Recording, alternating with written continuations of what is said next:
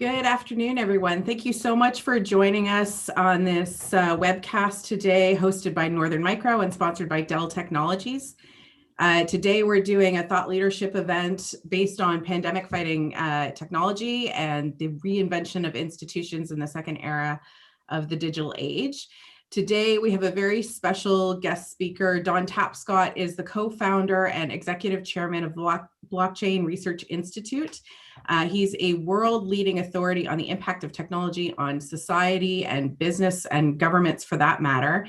He is the author of 16 books, including Wikinomics and the Blockchain Revolution, and a member of the Order of Canada. We could go on and on about his many accomplishments. He's also a very accomplished musician, and we're thrilled to have him here today presenting to this group of technologists. Don, over to you. Well, thanks so much, Emily, and I'm delighted to be here, as it were, today. And let me begin by saying I hope that you're all safe and that you're well, and that you're appropriately squirreled away somewhere for this Canadian Thanksgiving, although I know we have people from other countries attending.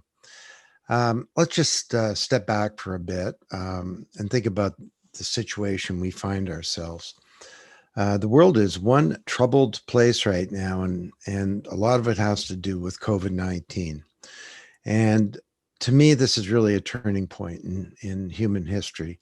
The economic costs are devastating on a scale perhaps never seen in modern history, and the human costs at this point are unfathomable. And the pandemic will cause some very profound changes to our economy, our behavior, our society, and our governments. Some leaders and governments that failed the challenge will be replaced, as they should. And many institutions will be scrutinized, hopefully changed for the better. And the pandemic intersects with the digital age in a number of very profound ways. To begin, it's enabled new ways of doing things, working from home, online shopping, learning, entertainment. All these things have been accelerated by a decade or decades. And it's also caused a whole number of problems. For example, fragmenting public discourse. And this enables shucksters to challenge basic science and prevent an effective response. And the pandemic has also revealed some very deep technological weaknesses in our systems for innovation and commerce, in our supply chains, systems for medical data. And finally, the increased transparency of the digital age has revealed a whole number of deep problems in society with sort of searing clarity as the virus harms poor people, racial minorities, Indigenous people, and others, and more than the rest of us. And so we all need to think really big here. And when the dust settles, as it surely will, it's my view that our behavior and our institutions and our systems will change very profoundly. It's just a shot of a street of Toronto right now. Things are kind of quiet. And what I'd like to do is to talk to you today, frankly, about not what I think will change, because I'm of the view that the future is not something to be predicted. The future is something to be achieved, and what we need to do. And I'm going to share with you some of the insights from the research that we've been conducting here at the Blockchain Research Institute. I'd like to make the case that we're entering a second era of the digital age, and that this technology provides profound opportunities for fighting pandemics. But it's also the intersection of the pandemic and digital is also going to and should lead to very profound changes in the nature of the corporation and in the nature of government, not just government operations, but in the nature of democracy itself. So that's a tall order. I'm going to speak for another 25 minutes or so, and then we're going to get into an open conversation. And I hope that you'll feel free to ask questions, disagree, or whatever else. This won't be a debate, thankfully, like the ones that we've been watching in the United States these days, if you can call them that. But we will have a good discussion. So let's start. Let me just begin with a little background. I wrote a couple of books in the 1980s that nobody read. I think my mother bought most of the copies. But in the early 90s, I started writing some bestsellers. Paradigm Shift, it's obviously a big book, in 93. And The Digital Economy was the first bestseller about the web and business. And I had to write the 20th anniversary of the book a few years ago, and I started wondering, well, where have we been and where are we going? And I came to the conclusion that we're really entering a second era of the digital age. We've been through mainframes, mini computers, PCs, the internet, the web, mobile web, social media, the cloud, big data. And now technology is infusing itself into everything, into the physical world with billions of inert objects that become smart communicating devices. I had a friend in Toronto, everything in his house had electrical power, had an IP address. This was several years ago. And all these things speak to each other. I have no idea what his refrigerator says to his toaster. Apparently, they have meaningful conversations. They may be friends. Friends with benefits? Ooh. Anyway, actually, he was bragging that his fence was talking to a sprinkler system. And I said, well, Kim, why would you care? And he said, well, Don, if a burglar comes over the fence, the sprinkler is my first line of defense. So this is devices interacting and communicating. Pretty soon they'll be doing transactions. We have technologies that learn how to do things that they weren't programmed to learn, and so on. And I found myself coming to a surprising conclusion that the foundational technology for the second era was, in fact, the underlying technology of cryptocurrencies, or blockchain. Blockchain. Now, it's not the most sonorous word in the world, but to me, this is the second era of the internet. So let me take a minute to explain that. For the first era, 40 years now, we've had an internet of information. But when I send you some information, an email, PDF of this deck, whatever, I'm actually not sending you the information. I'm sending you a copy. And that works great for information. But when it comes to assets, things that companies and governments really care about, things like money and intellectual property and securities and stocks and bonds and the data in our identities, even cultural assets like art or music or votes. A vote is an asset, something of value that belongs to somebody. Copying those is not a good idea. You don't want someone copying your vote or your identity. And if I send you $1,000, it's really important that I don't still have the money. Right? So cryptographers have called this the double spend problem for a long time. And the way we manage this problem in our economy is through intermediaries, banks, credit card companies, governments, social media companies, stock exchanges, transfer agents, and so on. They provide all of the business and transaction logic for every type of commerce. They identify the party. You are, Emily. They clear and settle transactions, and they keep records. And overall, they've done a pretty good job, but there are growing problems. They're all centralized. That means that they can be hacked. There are two types of central computer systems, those that have been hacked and those that will be hacked. They slow things down. Why does it take 4 to 7 days for a remittance from a housekeeper in Toronto to go to her mom in Manila? And why is she charged 10 to 20% for that? A big problem is that they capture our data. And that means that we can't use this data to plan our lives. We can't monetize it, and our privacy is being undermined. So what if there were not just an internet of information? What if there were an internet of value? Some kind of vast global distributed ledger, or anything of value, from money to securities to intellectual property to votes, could be managed, stored, transacted in a secure and private way, peer to peer. Well, that's what Bitcoin started. 2008, an anonymous person or persons named Satoshi Nakamoto wrote a paper solving the double spend problem. And he created this new currency called Bitcoin. Now, don't be confused by Bitcoin.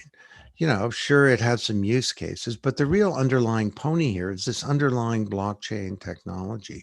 Because for the first time in human history, people can trust each other, and trust is not achieved by an intermediary or a government or something. It's achieved by cryptography, collaboration, and some clever code, which is why at the BRI we call it the trust protocol. This is the first native digital medium for trust. Now, I thought I had a great analogy on why blockchains were so secure. But John Oliver on Late Night TV had some fun with it. So I'm actually going to play it for you now. You'll see why I don't use the analogy anymore. And because of the complicated process the network uses to verify records, it is very secure. Now, relax. I'm not going to get into what that process is or how it works, but I will share a really helpful, really dumb metaphor for why it is safe. The way I like to think of it is that a blockchain is a highly processed thing, sort of like a chicken McNugget.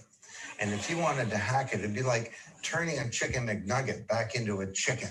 Now, someday someone will be able to do that, but for now, it's going to be tough. Hold on. That is an absolutely horrible thought. So why is that reporter so happy about the idea? Because if anyone ever figures out how to turn a chicken McNugget back into a chicken, that chicken is going to be up. He's going to spend the rest of his life suffering from PTSD and writing haunting poetry about the experience. The things I saw, buck, buckaw. My body is whole, but what of my soul? My body is whole, but what of my soul? So you can see why I don't use the analogy anymore. Still think it's a pretty good analogy, though. Anyway, so I did get lucky with the timing on this book. I also got lucky with my co-author, and it did become the big book on the topic. And the promise here is that with an internet of value, we can create a more decentralized, open, secure, transparent, and just world. And this is going to lead to transformation of many industries, of supply chains, and of government. So let me try and make the case for you on that. And I'm going to begin by talking about what's the elephant that's it's actually in the room and we can all see it. And that's the pandemic. So here we have COVID-19. And the impact, as we've discussed, is absolutely devastating. Why did this happen? Well, it has a lot to do with weaknesses in our systems and technology. It has a lot to do with weaknesses in leadership in many parts of the world as well, and in the systems for public health and government. But let's get into it a bit. Now, first one is supply chains. How can it be that we can't get a paper mask to a frontline worker for when this started for weeks, that there's a problem manufacturing and getting ventilators out to hospitals? How can it be that we have hoarding in this time when supply chain, surely through transparency, would give people the confidence to know that there's stuff coming? Well, our supply chains are based on traditional systems. They have a whole number of problems. And our conclusion at the BRI is that supply chains are really going to become based on this new technology in the second era. Now, blockchain's fundamental to this, but also AI and the Internet of Things and robots and drones and all the other technologies that I mentioned are central here. So think about it. You have supply chains. It's a $50 trillion business. There are trains and boats and planes and trucks and escrow agents and various suppliers and partners and tax authorities and borders and immigration and customs people. And they're using all these traditional technologies like EDI and ERP and so on. There's fax, there's a lot of emails and phone calls, and even paper is still everywhere. What if all of that were a single shared network state, global ledger, where real time, everyone could see what was happening, where there were real time transactions, where we could have smart payments through smart contracts built into the supply chain. Smart contracts are just like what they sound like. They're contracts that self-execute and self-police themselves. Things would happen automatically. There would be no 3-day payment period because a payment and a settlement would be the same thing. It's just a change in the ledger. A state machine. Well, we could think about supply chains moving to something that we call asset chains, where the flow of digital assets becomes a real-time thing with great transparency. Now, how could this work in a pandemic? Well, for starters, we could have tracking and procuring of medical supplies. We could have the authenticity of assets. We could know that a ventilator is actually a valid ventilator. We could look at its provenance and know how it's moved through the whole supply chain. All of the issues of logistics, transport, and custody could be transformed. So as part of, we have a big series of events coming up called globalblockchainweek.org. And I just a couple of days ago pre-interviewed the president of FedEx along with the legendary CIO, Rob Carter, who's been there for 20 years. They were talking about how they created the chain of custody idea, and that's how FedEx was built. But now they're going to transform that once again around blockchain. Well, then they'll not only know about where's a package, they'll know everything about the package, its temperature. They'll be able to understand its provenance very quickly. They may even know what's in the package at a border, or they'll be able to authenticate that it's something that it meets Homeland Security requirements and so on. Now, we could also do things like additive manufacturing as well. There's a company called Veritex now that's 3D printing ventilators in hospitals, and they use blockchain as a transactional platform for that. Then let's think about something like hoarding. Why do we have hoarding? Well, hoarding comes from fear, and it comes from weaknesses in the supply chain. It comes from lack of transparency too. Right now, there's a shortage in Canada for paper towels, which may not be a bad thing because I don't know about you, but around here, we're just using fewer paper towels. But you're not going to buy 3 years of paper towels if you know that there are paper towels coming, if you have transparency into the supply chain. And these are some of the kinds of benefits that blockchain can achieve. Now, the first book to talk about that, is called Supply Chain Revolution. And it's been out a couple of months. It debuted as the #1 book in the commerce category on Amazon.com. So do pick up a copy. All right, topic number 2. Pandemic has a lot to do with data or lack thereof. You know, epidemiologists and government planners didn't have access to the kind of early warning system data that could be used to stop a pandemic in its tracks. And what's the problem here? Well, arguably, our data is locked up into all kinds of various silos. Our healthcare data, a lot of it's manual, but even the digital stuff is buried in pharmaceutical companies and drugstores and pharmacies and clinics and doctors' offices and so on.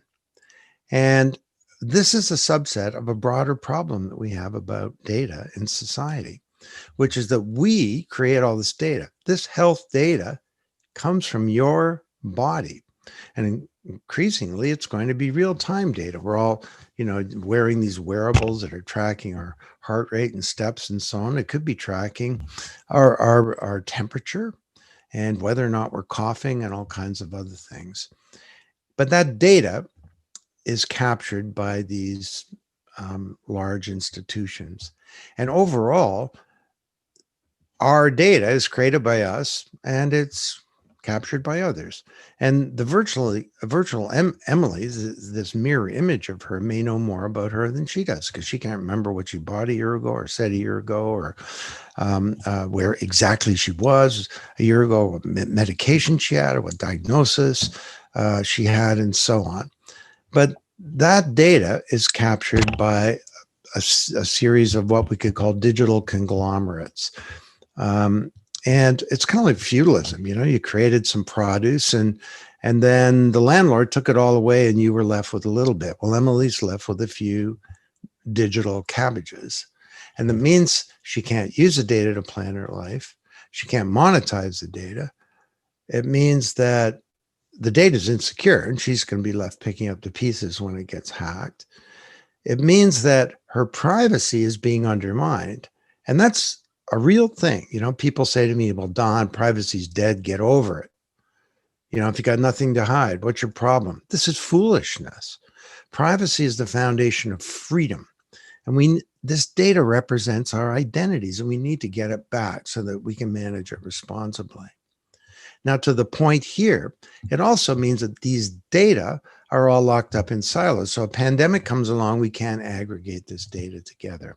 So what if we had a self-sovereign digital healthcare record on a blockchain? It'd be in a black box.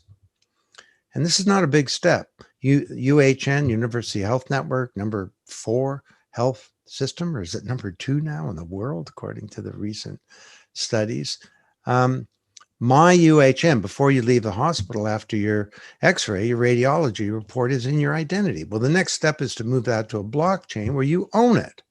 And then you can get a second opinion. You can anonymize it and give it to science. But we could have state-mandated availability of civilian data and critical health information. And it could be anonymized in the case of a pandemic. So we could instantly have real-time data to track what's going on. We could have civilian-controlled digital identities to provide pertinent health information that could help with treatment. And so, you're going to check off a form, and it will constantly be asking you stuff. But if I'm found unconscious somewhere, I will give my health record, or these parts of my health record, maybe not my psychiatric record, I don't know. But anyway, that will be available to any certified clinician or healthcare practitioner. So we can make choices like that, even though we control the data. And then we can have incentive systems to make private data available and to appropriate clinicians and government planners. And this would be an extraordinary thing, because you'd have real-time data of an entire population. And of course, once you're immunized, a healthcare certificate could be attached to that identity, where you can have authorization without identification. If you go somewhere where you must be immune, a record like this could say, this person is immune. It's not going to say this person is Don Tapscott. It's going to say the person with this identity attached to this human being is authorized to enter this building or to do something else.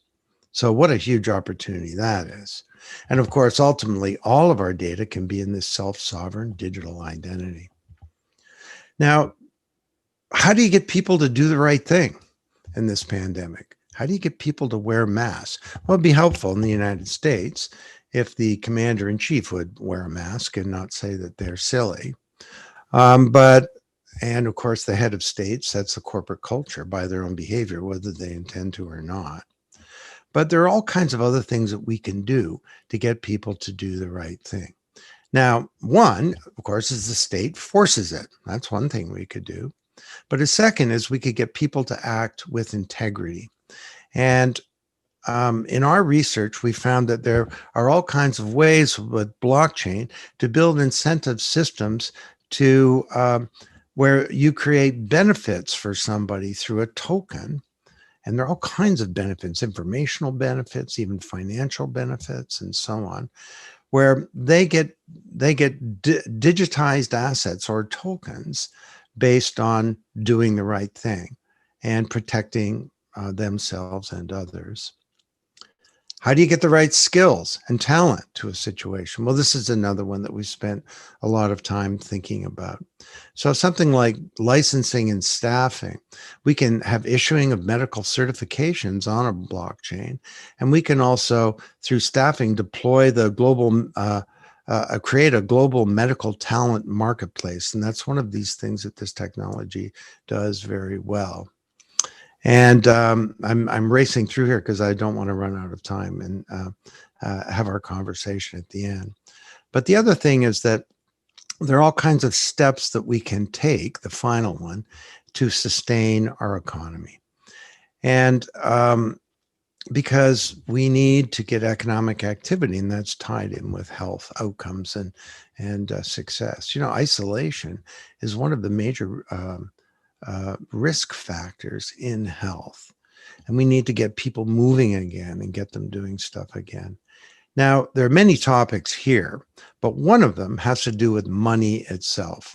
So if, if supply chains are the foundation of commerce, money is its lubricant. I don't know if that analogy works, but we need to change money because money, let's take cash as an example. Cash, it turns out, has a bunch of new problems, not just that it's a foundation of organized crime and the global drug industry and tax evasion, and it tends to have evaporation and spillage and so on. Cash, turns out, is dirty and it carries viruses. So there are new kinds of digital cash. I'm not talking about a credit card or, a debit card or something like this. That's not digital money.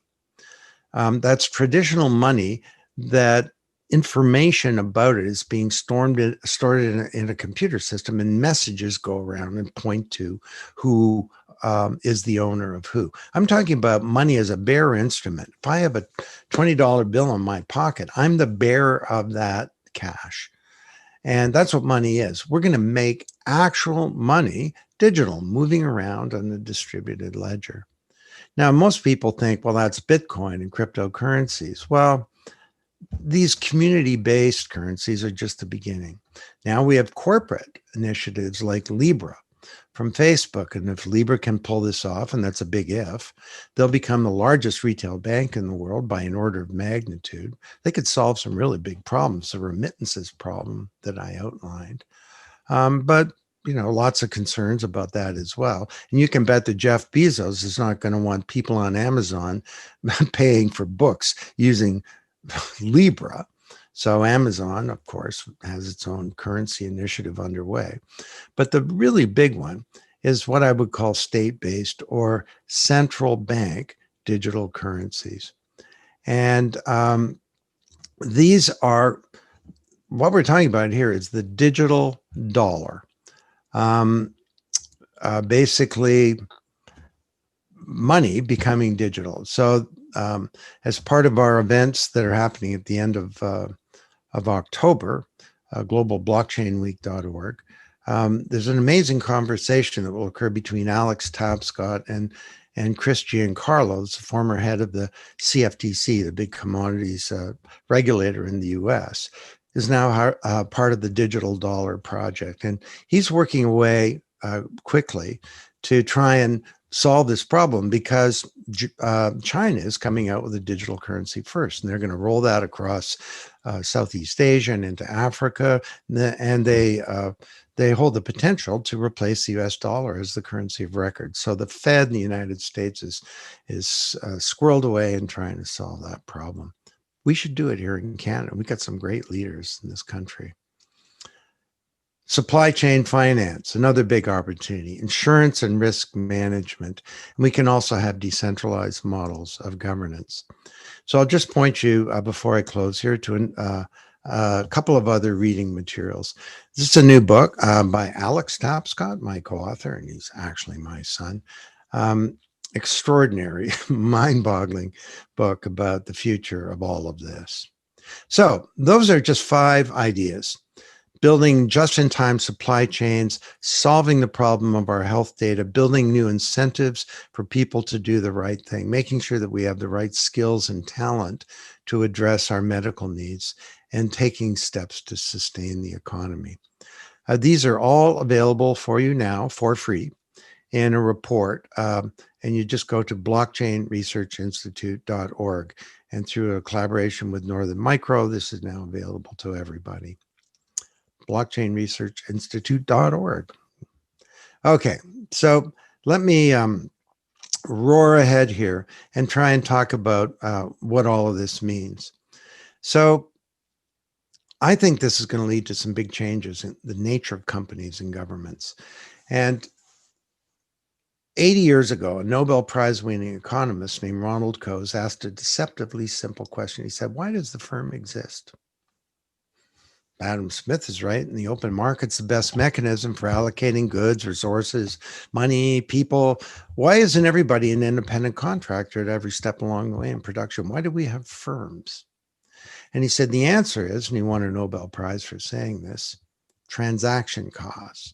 The cost of search, trying to find all the right people and information, open market, that'd be prohibitive. So you bring it inside the boundaries of a firm where you have filing cabinets and work charts to find people and so on.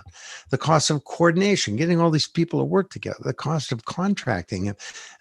Imagine someone coming into intensive care and every little activity was a contract.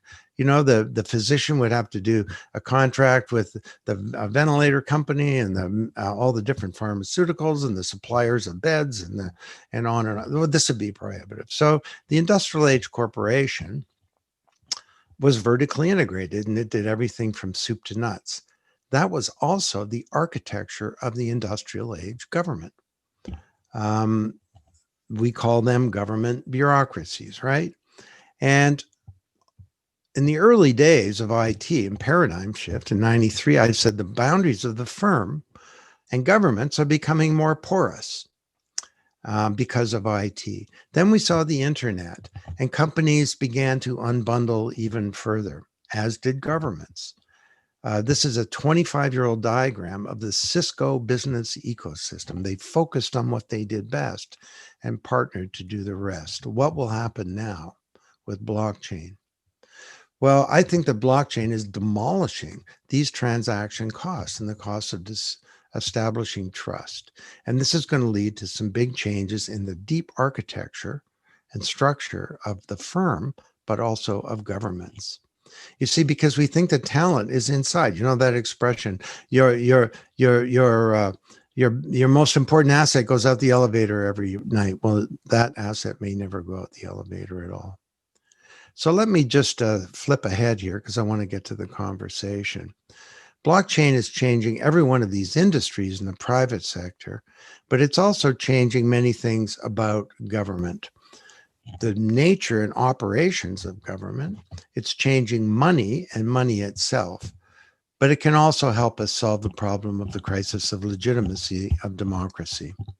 And right now, there probably isn't a person listening to this who would not agree with me that democracy is in deep crisis. Legitimacy is the idea that you may disagree with who's in power, but at least you think the system is the best system. Well, now we have, young people in many countries aren't voting. Politicians seem beholden to big interests. We have the president of the United States saying democracy doesn't work. It's full of fraud. The center of American democracy, Washington, is a swamp, and so on. How can we move forward? Well, what I've been writing and arguing is that we've had a first era of democracy. We established these elected institutions of governance, but there was opacity, a weak public mandate. Citizens were inert, and representatives were beholden to powerful interests. Let's move to a second wave, characterized by a culture of public deliberation, active citizenship. We could actually have representatives that are accountable to citizens. And imagine, you can have smart money now. You send your kid off to university and You give him money and you hope he uses it on books and tuition and not in the bar. Well, with smart money, he goes into the bar, orders a mojito, and the money says, I'm sorry, Bobby, I don't do mojitos. I only do books and tuition. Well, why can't you have a vote inside a smart contract that specifies the program of the representative? So that's one of many, many things that we can be doing to rebuild our democratic institutions. So I'd like to end here with this following thought. We're moving to a more decentralized world, and the way that we create trust, which is the sine qua non in business, but also of our governments today, is changing. And trust is so critical because it's never been lower in most institutions in society, not since they've been measuring it in many decades. And recently at the BRI, we've been studying nature. Birds or fish come in schools, bees come in swarms. Starlings over the moors of England come in something called a murmuration. And the murmuration refers to the murmuring of the wings of the birds. And it has a number of functions. You can see on the right of the screen here, there's a hawk, a fierce predator of starlings, 25 times the size of a little bird, being chased away by the collective power of the little birds. And scientists that have studied this say they've never seen an accident. And there's leadership, but there's no one leader. And when the moment is right, this magic happens. So is this some kind of fanciful analogy, or might we actually learn something from this? Well, the murmuration functions according to the principles of this trust protocol, which I've just outlined to you today. It's a vast collaboration. Remember, I said trust is not achieved by a middleman, but by cryptography, collaboration, and clever code. There is code in the DNA of the birds that gives it rules. Big rule is don't bump into anybody else. But another rule is, don't get too far away.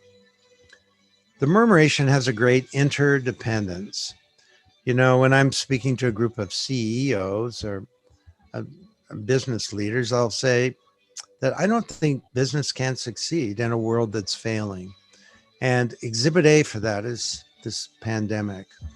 Exhibit B, hopefully soon, will be climate change, that we need to take action on these big problems. And the murmuration functions as if the interest of a little bird is connected to the interest of the murmuration as a whole. And it has a great interdependence. And it also has a great integrity. And integrity is really the foundation of trust. Ask yourself, what is trust? It took me a month to write this sentence on a book I wrote on this topic. I think that trust for business and for government is the expectation that the other party will act with integrity. You trust a government if you think that it will act with integrity, if it will do the right thing, if it's honest, if it's considerate of your interests, they really care about themselves and not just about their own power, that they're accountable, that they'll abide by their commitments, and that they have transparency. The expression, what are they hiding, shows the relationship between transparency and trust.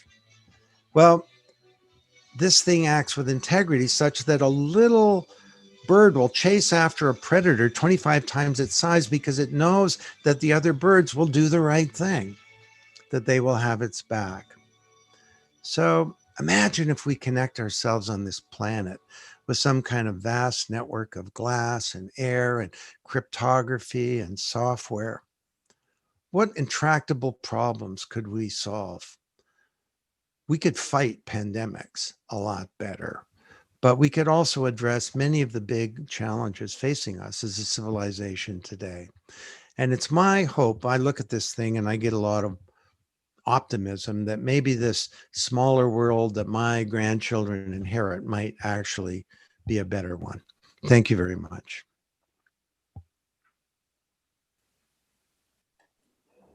Thank you so much, Don. That was phenomenal. I think everybody out in wherever they are in their homes. Really would have appreciated that. Again, it's great to end on that note of optimism. And I'm very happy to be in a position to invite two people to join us for this fireside chat. As I mentioned earlier when I was introducing Don, if you'd like to submit a question to the fireside chat, feel free to do so. There is a chat window on the webcast.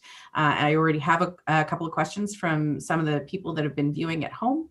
But first, I'm going to introduce our two panelists that are joining Don and I. First up is Dr. Johnathan Gough, the lead data scientist for Converge Technology Solutions. Johnathan, hi. You look great, by the way. Thank you. It's great to be here, Emily. Thank you for inviting me. Thank you for that talk as well. All right. So I'd also like to welcome Alan Clingerman, Chief Technology Strategist from Dell Technologies. Alan, over to you. And I think you're going to ask our first question. Absolutely. Thanks, Emily. And Don, I got to say, I want to echo the same comment and sentiment that you left on. I want to make this a very optimistic view of the future. And I clearly have the same vision as Michael and our leadership does about what we're trying to accomplish with what we refer to as the fourth industrial revolution. And I think it goes right hand in hand with what you've called the second era of the digital age. I don't want to age myself, but I used to work on some of the technology that you referred to, the IBM mainframe and COBOL. I used to be an old COBOL programmer. So I've had an opportunity to see a lot of this change over the time, right?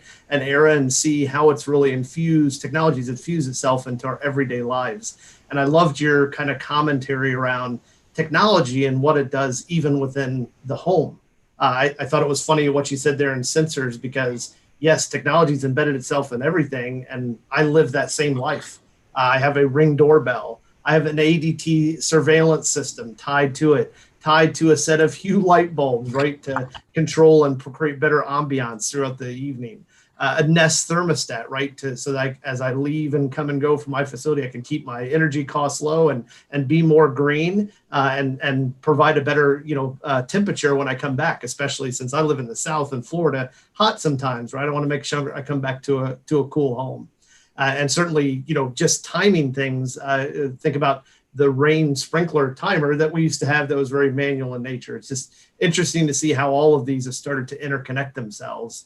And I would hope at some point in time, as those technologies mature, that they start using blockchain technology, right, to talk amongst themselves to what you described earlier, right? So that there's a series of trust, because right now I'm not sure, even though I have all these devices, I'm not sure I trust any of them, to be frank. And we look at it at Dell Technologies in kind of three ways.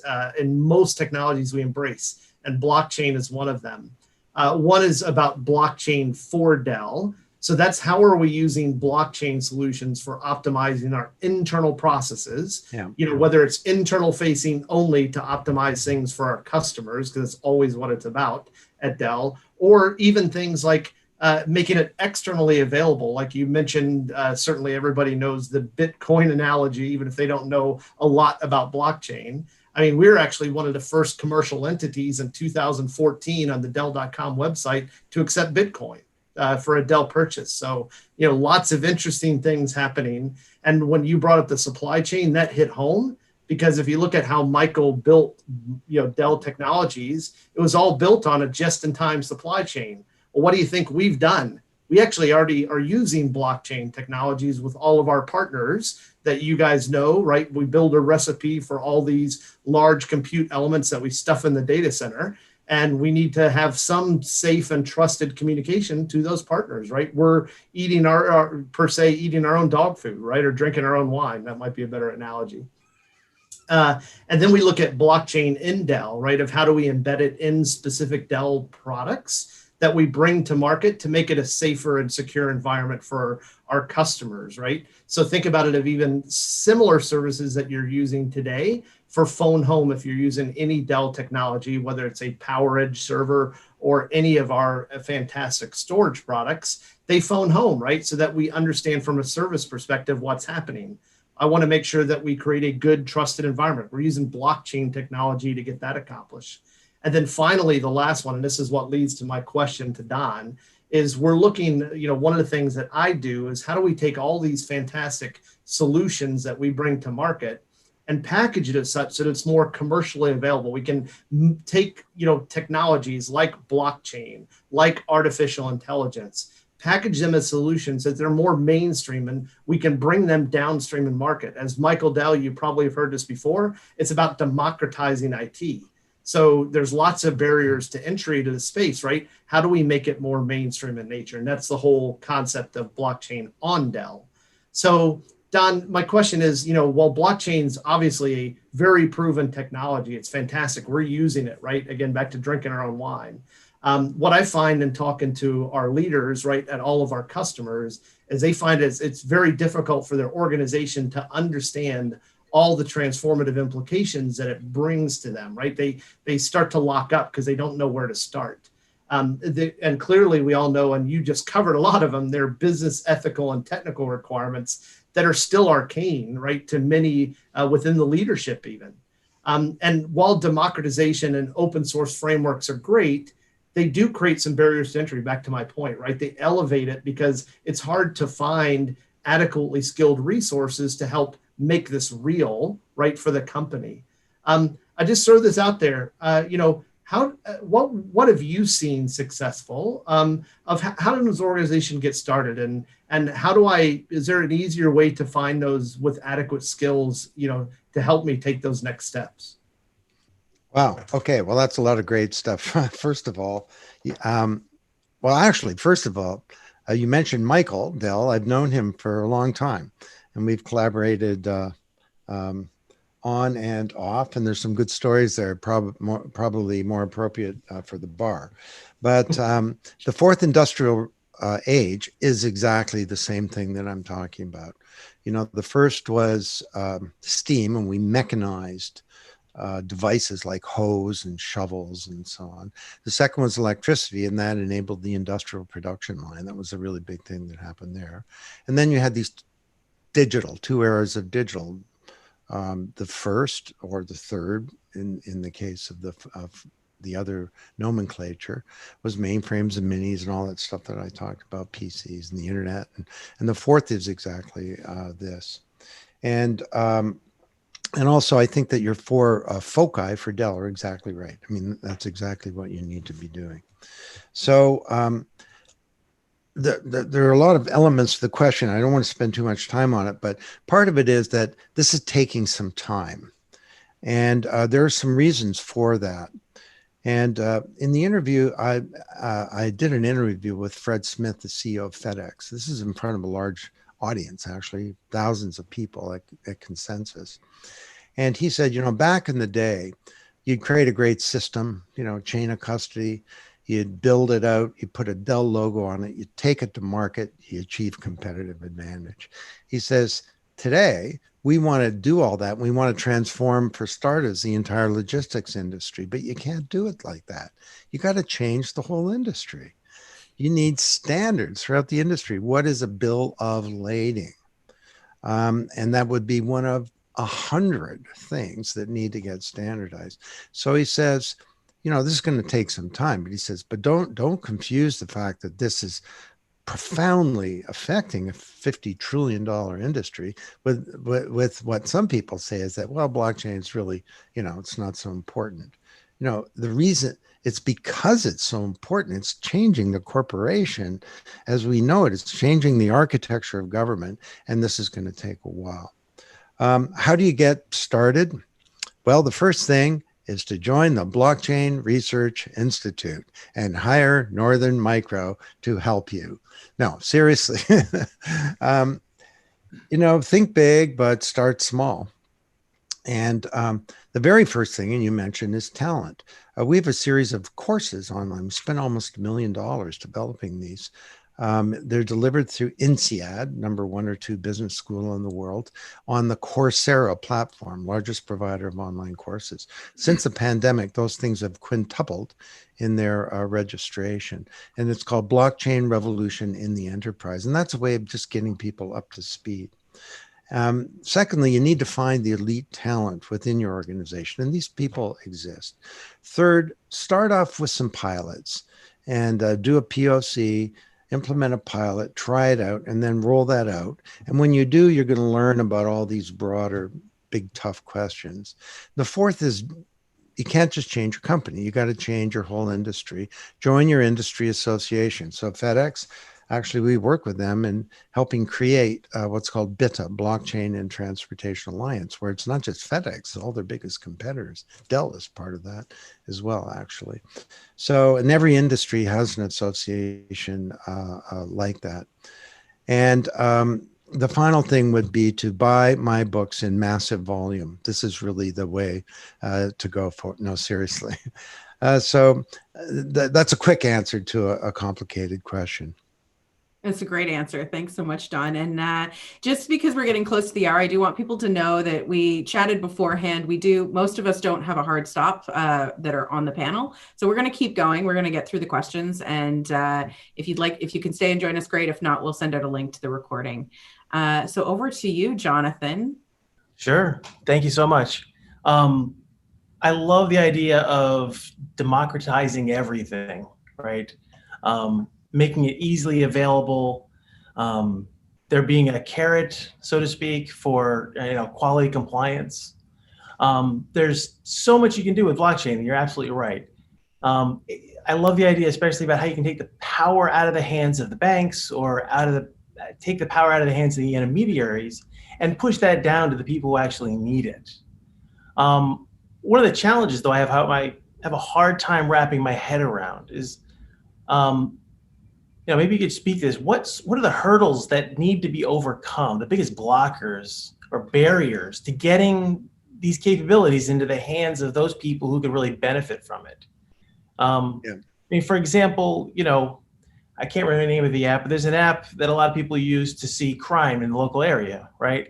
Everybody's taking pictures with their cell phones because, cameras have been around for a long time, right? But it wasn't until the last 20 years that we carry them in our pockets everywhere we go. So what is that thing?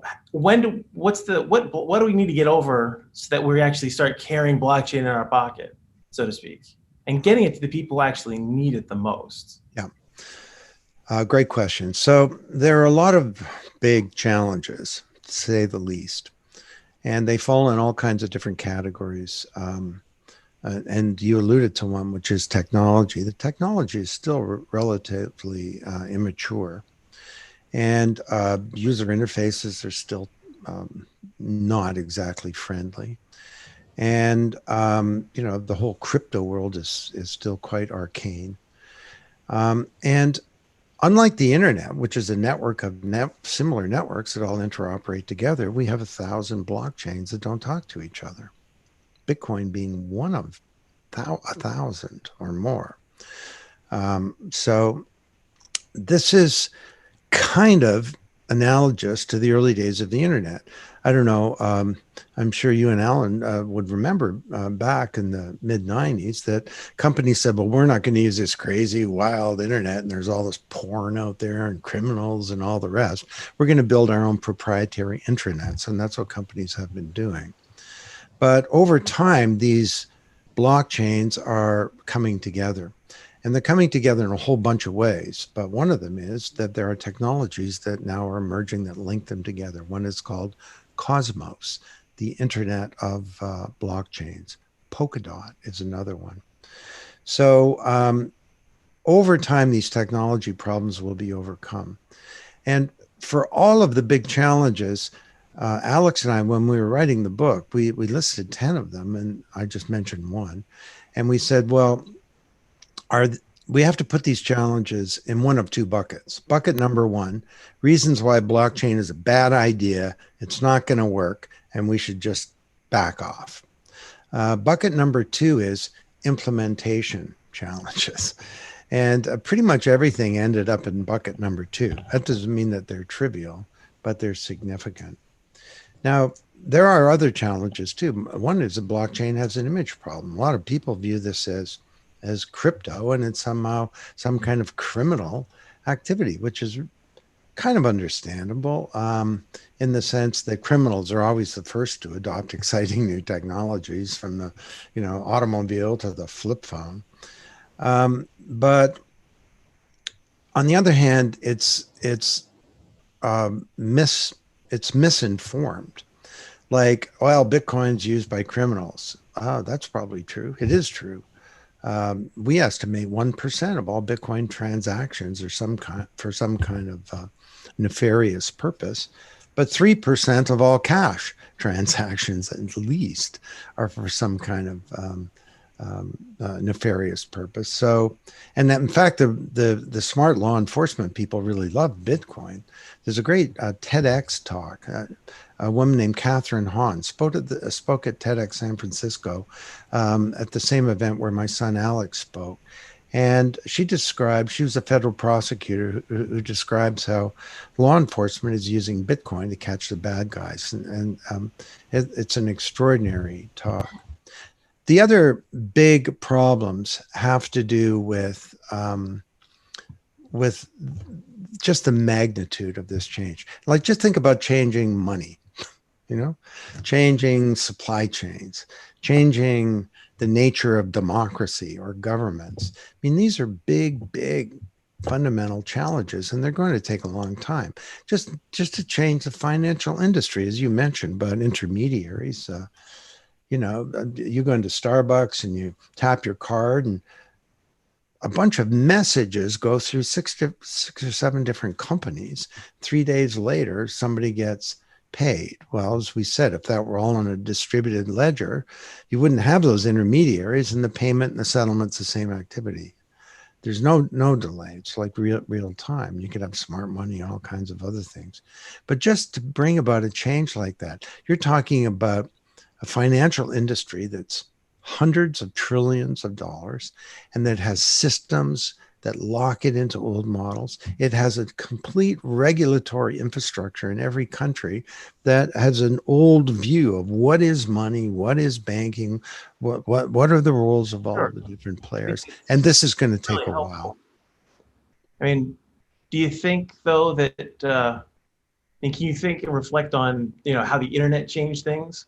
Was there a tipping point in your mind with the internet where we switched from you have to have the phone call and the paper signing to things being digital?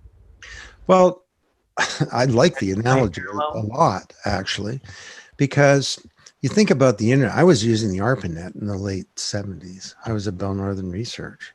And so that was kind of the internet. And the first app of the Internet of Information was, in fact, email. That's what we were using back then. And it never really took off until the web came out. And in particular, not just the web, but Netscape, the graphic browser. Mosaic was the private precursor to that. And that created a general purpose platform whereby you could build any application. And we've had a similar thing already that's occurred with blockchain, which is that the first app of blockchain was Bitcoin. But now we have these general purpose environments that look a lot more like the web that are out or coming out. I mentioned Cosmos and Polkadot, but also Ethereum and others like that, where you can build any app. We just don't have the browser yet. We don't have that beautiful, easy to use kind of digital wallet where people can easily interact with all of these digital assets. But this is happening as we speak. That makes sense. Great answer. Yeah. Thanks, Don. We do have 2 questions from the audience that I want to make sure we cover. So I'm going to start off with a question that was submitted from one of our public servants out in cyberspace. Simon Gasson asked for major organizations sort of in that 30,000 employee range with major technical debt. It seems like an insurmountable endeavor to embrace blockchain. Can you give us your best advice? And I think that's a great question. There's probably a lot of people that are feeling that same challenge. Well, this problem comes about with any big new paradigm in technology. And I wrote the book Paradigm Shift, so I can use that word, okay? I didn't invent the word. It really came out of Not trademarked. a book in the 60s called The Structure of Scientific Revolutions. I just applied it beyond science. Thomas Kuhn was the guy. But when you get a new paradigm, these things are a mental model and they put boundaries around what we think. They constrain our actions. They're often based on assumptions that are so strong that we don't know that they're there. And they create a leadership crisis where they're received with coolness, or even worse, mockery, hostility. Vested interests fight against change. Leaders of the old had to have difficulty embracing the new. And sure, there's a technology legacy. You know, this massive installed base of trillions of dollars of heavy metal. But I used to say, well, God may have created the world in 6 days, but he didn't have an installed base. So this is a big challenge of how you get from here to there.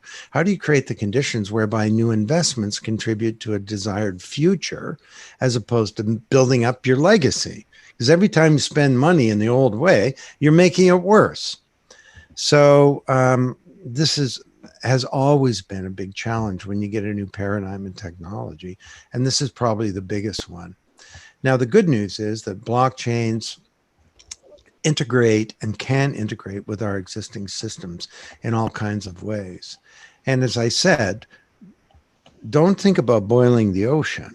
I mean, sure, think big, but start small, implement pilots around real burning needs and issues that you have, where there are real pain points in the organization. And that's the way companies are moving forward. Now, sometimes you think big and you do it big. I mean, Mukesh Ambani's the chairman of Reliance Industries, the largest company in India. And I sat with him for a couple of hours in his boardroom when we used to be able to travel. You guys probably don't remember, but there were these big things that take you up in the sky and you go somewhere and then you get out and you go visit people in offices and stuff. But he says, I want to deliver blockchain as a service to 300 million people on our geo network. He says, I want to solve the problem of financial inclusion, land titles. I want to do a whole bunch of things, and they're now rolling that out. So, and you have other organizations that are large, like China. China is kind of large, that are changing their currency to a blockchain-based digital currency. So there are huge, massive things that are underway. And the writing is on the wall for companies that are just paralyzed. And to me, the biggest legacy is not the technology legacy. It's the legacy of culture and attitudes and management systems that lock us into old ways of thinking about things. Great answer. Thanks so much, Don. And I want to give a shout out again to the Blockchain Research Institute, because you do have a lot of lighthouse projects on there that talk about use cases that are actually things that organizations can look at how they might execute against something similar. That'll give you a lot of great ideas. So it's good to check out those resources. And like I said, we will send out the link to the recording, as well as the link to the Blockchain Research Institute when we send this out. Next question that came from the audience. So I have a difficult time envisioning the global ledger concept, particularly when it comes to concepts of self-sovereign identity and information crossing borders. Is the global ledger concept viewed as one that evolves over time out of multiple industry and community focused ledgers that eventually interoperate somehow? How are standards organizations looking at this today? And I think it kind of references some of what Johnathan was asking about earlier. That was a perfect formulation from whoever asked the question. That's exactly what is happening. It's not some big, massive global ledger. Sign on to the ledger. There are tens of thousands of blockchain implementations. And some of them use a public blockchain network like Ethereum or Cosmos or Polkadot. Others use a permissioned or more private network, such as Hyperledger, that comes from the Linux Foundations. And the big advocate of that is IBM. But over time, these things will be able to interoperate in certain ways. Sometimes you don't want them to interoperate, and sometimes you want a private ledger. I mean, if you're a bank, you might want a ledger that only your customers can use. You got to be a customer to be able to use it. And that's a legitimate thing as well. So, but over time, that's how these things are going to come together. There was I think a second part of the question. I forget what it was. How Did I standard answer it? organizations are Oh yeah, looking- standards, right. So I got off a long call yesterday, and I think I can pre-announce this. It's a committee of the World Economic Forum. It's the Global Futures Council on Blockchain. And we spent a lot of time trying to map the whole standards world. And this is a document that will be coming out in a couple of weeks. And it's going to be enormously helpful. At the Blockchain Research Institute, we do a lot of this work as well. Now you look at some of this stuff and you go, whoa. I mean, it reminds me of the old joke. The great thing about standards is there are so many to choose from. But standardization is absolutely critical. You know, you think about the second industrial age, it was the electrical power grid and standards around that enabled that to happen. The first was the steam engine. We had standards around rails. You know, in the United States, you used to have a railway that would stop in the middle of somewhere, and all the passengers would get off the train. Then they would go to another train that had a different gauge, and another train would take off, and they'd unload all the stuff from one train and load it on to the next train. That's kind of where we're at right now with blockchain, but that will change.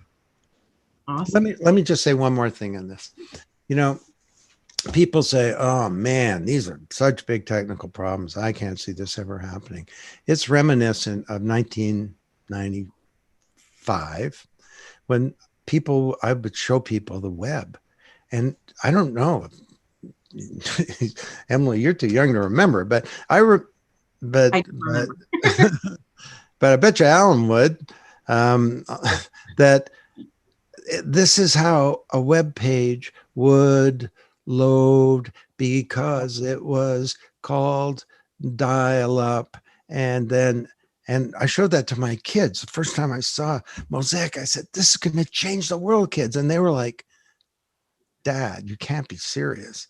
And people would say, oh, I'm never going to use that stupid thing. People would also say stuff like, well, I'm a manager. I'm not going to learn how to type. Do I look like a secretary to you?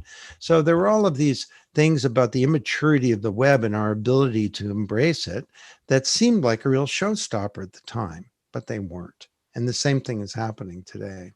Mm-hmm. Fantastic. Thank you. So now that we're over time, I'm going to actually just go to Alan and Johnathan for some final thoughts on some of the Sure. Q&A and the things that you added over the discussion. Alan, can I start with you? Absolutely. So I love the questions from the audience there. It actually hit right in the vernacular of, I think, where I started, right? Of like, what are the challenges and how do we overcome some of these obstacles? And you did a great job describing and helping the audience understand, I think, that we're all in this together, right? It's up to all of us to help make this. This is a big technology leap and challenge. And how do we all contribute to that? And I can't agree more. Like, that's why Michael sits on a lot of standards boards, as you kind of alluded to too, of like, how do we move this forward? To him, it's the most important because of everything we're doing around the just-in-time supply chain. And it's inherent to how we run our business and help service our customers, especially through challenging times like now. Like, we had no forecasted demand for, what suddenly happened in our challenging time this year with the pandemic breaking out for, extra tens of millions of PCs to enable work at home.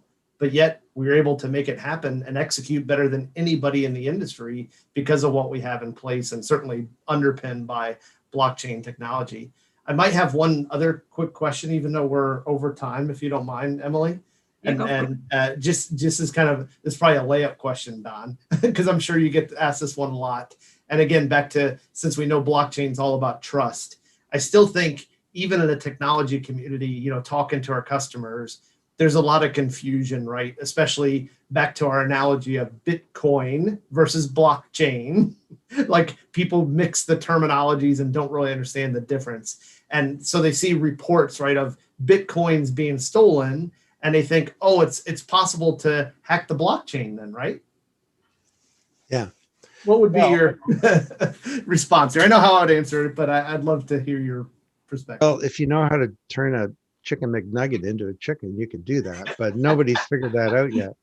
And there are different types of blockchains. Started with Bitcoin, and I'll try and do this really quickly. Bitcoin has never been hacked, and no one even knows how that could be done, let alone do it. Because here's how it works. If I send you a Bitcoin, that's broadcast out to a global network of millions of computers, each using the highest level of cryptography. And there are a subset of those people called miners, not young people like gold miners. And they do a lot of work to validate that transaction. Every 10 minutes, a block gets created that contains all the transactions from the last 10 minutes. The fact that I just sent you that money, but ultimately, could be the fact that somebody got married, or somebody bought a stock, or a light bulb bought some power from a distributed power source, or anything. And then the miners go to work using their massive computing power, estimated to be 20 to 50 times bigger than Google. And they compete to validate that block. And the first miner to come up with the proof receives some of the cryptocurrency from that blockchain, in this case, Bitcoin. And then this is the important part of the question. That block is connected to the previous block with a digital wax seal. And the block is only valid if it references the previous block. So if I wanted to hack that block and take that $1,000 money and send it to Emily and others, I'd have to hack that block plus the previous block plus I'd have to hack every transaction that ever occurred on Bitcoin since it got created, not just on one computer using the highest level of cryptography, but across millions of computers all around the world simultaneously, while the most powerful computing resource in the world is watching me to make sure I don't mess around. Now, that's going to be tough to do. So, and that's called proof of work. Now, there are other types of blockchains that don't involve all of that energy and so on. Now, it doesn't mean you can't hack an application on top of a blockchain, and there have been countless examples of that, exchanges being lost. And we had this horrific case a little over a year ago we're over my time here, and I have people beeping at me. I apologize for this. Quadriga, where that was a big problem. So anyway, there are a number of lessons here, but the big one is, if you're going to build an application, make sure you do a good job on it. That was a great response. All right, Johnathan, your turn. All right. So, I mean, my background is AI, and, the hard problem is predicting the future. And you're right, we can't predict what the future is. But I do really like the idea of democratizing data, democratizing, and helping people who need help, for sure. As I said before, I'm definitely challenged to see how we can get it applicable. I'm very excited to see what the catalyst will be to make blockchain what we all would like, on this call at least, would like it to be. So I look forward to what's next. But the realist in me also keeps me skeptical. But great minds are working on this, like you, Don. So hopefully we'll find that catalyst. We'll get over that hump. We'll have blockchain in our pockets. We'll all control our data, and nobody's going to get hacked ever again. And we'll all live happily ever after. So back to you, Emily. I like it. Yeah, that's definitely thinking big. So I think with that, we'll all set about trying to start small on some things. Don, thank you so much for your time. You're a total rock star. Of course, we knew that when we booked you, but I think this was even better than we had hoped for. So thank you so much for the time. And again, we will be sending out some of these links that we referenced today. I encourage people to check out some of the content on Coursera that you referenced with INSEAD and the phenomenal work that you and Alex are doing in that space to get people educated in this area. And thank you to all those that attended. And most importantly, thank you to Dell Technologies for sponsoring this thought leadership event today. Thanks for inviting me. It was great to meet everybody. Thank you. Bye. Bye. Thanks all.